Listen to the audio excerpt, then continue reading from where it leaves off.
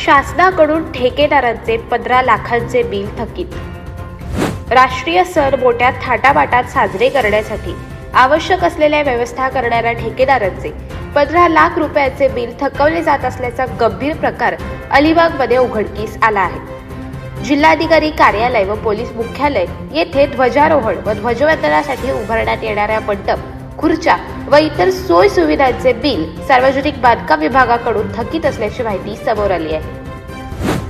रायगड जिल्ह्यात प्रजासत्ताक दिन, महाराष्ट्र दिन आणि स्वातंत्र्य दिन हे 3 राष्ट्रीय सण उत्साहात साजरे केले जातात। या दिवशी जिल्ह्यातील शासकीय कार्यालय, शाळा, महाविद्यालय तसेच पोलीस मुख्यालय येथे भव्य कार्यक्रमांचे आयोजन केले जाते। अलिबाग येथील पोलीस मुख्यालयात जिल्हास्तरीय मुख्य ध्वजारोहणाचा कार्यक्रम होतो। या कार्यक्रमासाठी मान्यवर अधिकारी, कर्मचारी व नागरिकांसाठी भव्य मंडप व आसन व्यवस्था करण्यात येते। ही संपूर्ण व्यवस्था सार्वजनिक बांधकाम विभागामार्फत करण्यात येते।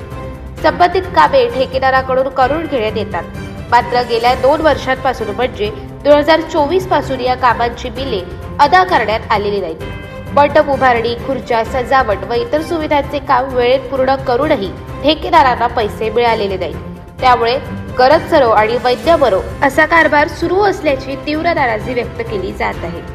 अशाच अनेक घटना आणि बातम्या जाणून घेण्यासाठी सबस्क्राईब करा आमचे YouTube चॅनल केवी न्यूज आणि इन्स्टा पेज कृषीवल न्यूजला फॉलो करा।